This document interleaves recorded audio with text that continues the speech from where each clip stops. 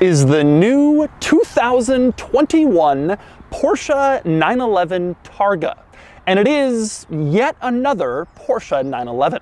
In fact, it's so yet another Porsche 911 that I'm not going to review it. I've already reviewed the new 911 Carrera S Coupe, the new 911 convertible, the manual transmission, and the new 911 Turbo, and frankly, it just gets a little repetitive. But the Targa does have one very notable quirk worth discovering, and that would be its roof. So today, I'm going to show you how it works. Before I get started, be sure to check out Cars and Bids, which is my new online enthusiast car auction website with daily auctions of cool enthusiast cars from the modern era, the 1980s, 90s, and up. If you're looking to sell a cool car from the modern era, Cars and Bids is the place to do it. You'll get the most money and the most exposure for your cool car. If you're looking to buy a cool car from the modern era, check out Cars and Bids. We have an awesome selection of cool cars with auctions running all the time. Check it all out at carsandbids.com. Okay, so a quick background on the 911 Targa, which means plate in Italian. Back in the early 1970s, there were rumors swirling that convertibles would be banned here in North America. The thinking was that upcoming rollover safety regulations would be too difficult for open roof convertibles to pass. And so Porsche decided to develop a new sort of convertible that had a removable roof panel over the front seats, but the rear structure stayed in place. So if these rollover requirements came to be, the car would still pass, but you could still have an open roof experience. That car was called, of course, the 911 Targa. Several other automakers created similar vehicles to the Targa at this time, all designed to pass the impending anti-convertible legislation or regulations, which never actually came. Convertibles were never outlawed, they continued on, but Porsche decided to keep building the Targa anyway, in addition to the regular 911 convertible. These were popular with people who wanted the 911 coupe look, but also occasionally wanted to remove the roof and have an open-air driving experience. Over the years, however, the Targa became a smaller and smaller part of the 911 lineup. There was just less focus on the car, and Porsche flirted with ditching it entirely until the 991 model, when the Targa sort of came back, and it came back cool. And today in this 992 911, we're going to look at what makes the Targa so cool.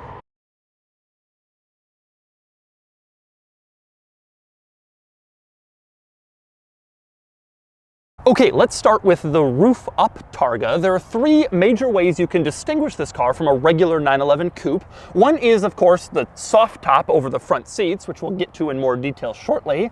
Another one is this silver kind of roll bar looking thing behind the front seats. This is one of the coolest design details in modern Porsches. It's a throwback to old Targa models that also had this here to support the roof, and I just love that it's silver, not body colored, to set it off a little bit more from a regular 911 coupe. It looks so good. Then behind the silver panel, you have this large piece of wraparound glass. A regular 911 coupe has a flat piece of glass in the back and then rear quarter windows on the sides, but this has one piece that comes over to the sides. This piece of glass is really cool, although I must say in 30 years when these are ancient, I suspect it's going to be kind of difficult to find this curved piece of 911 Targa glass. But anyway, let's move on to putting the roof up and down. Now, we're in the car, the roof is on, so to start the process of getting it off, you pull on this little button in the center console that looks like a 911 Targa. I love this little button, nice attention to detail, not just a regular convertible button.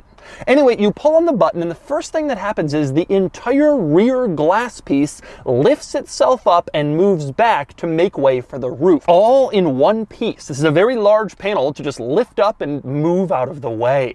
Now, once that's done, you can see it reveals like a flat carpeted area back here, and obviously that is where the top is about to go. The next step is the top begins to move back, and these little silver pieces on the silver bar behind the seats move out of the way to allow the top to come back and then fit snugly into this carpeted area below the rear window. Once the top has passed the silver roll bar, the little panels go right back into place, so it looks like one continuous silver roll bar. But anyway, then the glass goes right back into its original position and fits down right on top of the roof, and then the roof is off and the process is complete. Now, if you have the roof off and you want to put it on, obviously the process is pretty much the opposite of what you just saw. You pull this little center console button that looks like a Targa with the roof on, and then the back glass lifts itself up and back to make room for the roof, and the process repeats in reverse. The roof comes back over the silver hoop, the little panels get out of the way for it,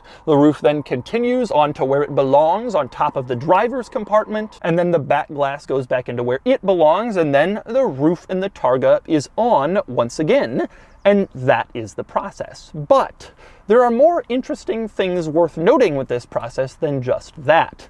My very favorite part of the whole thing is the fact that you can do this with just the key.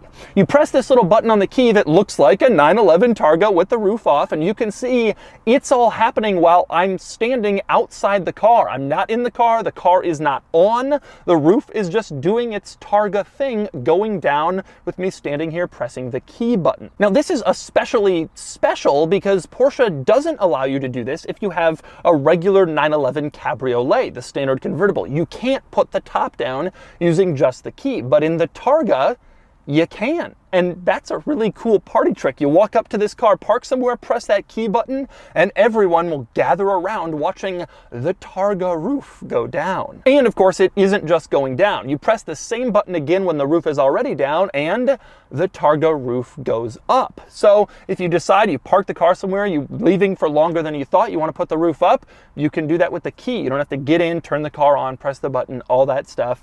It's all doable on the key. Again, a pretty cool feature and a nice party trick that the Targa offers that the regular convertible doesn't. But anyway, now that you've seen the roof operate the normal way and with the key, two other items worth noting with the Targa. One, all of the roof bars and stabilizer arms in the back are painted in the car's body color. Did you notice that? When the rear glass is back, all of this stuff is blue, matching the car. I guess the thinking is people are gonna see this when the glass is off, so you might as well make it look good. I've never seen body color painted roof innards before, but Porsche has done that here. The other interesting thing worth noting about the 911 Targa is sitting in the back. This is an actual drawback compared to the 911 convertible.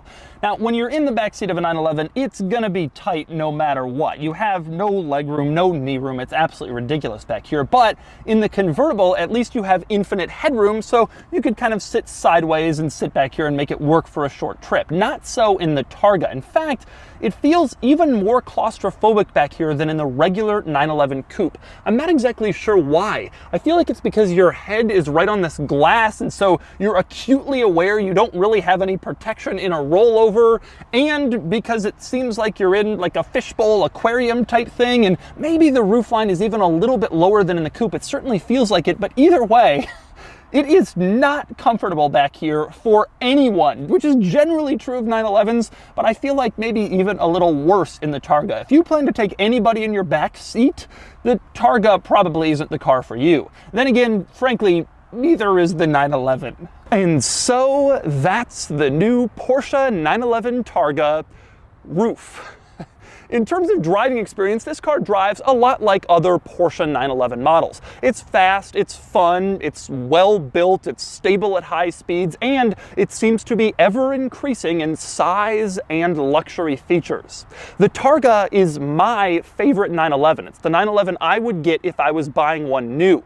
It's about $13,000 more than the comparable coupe, but it's just so cool.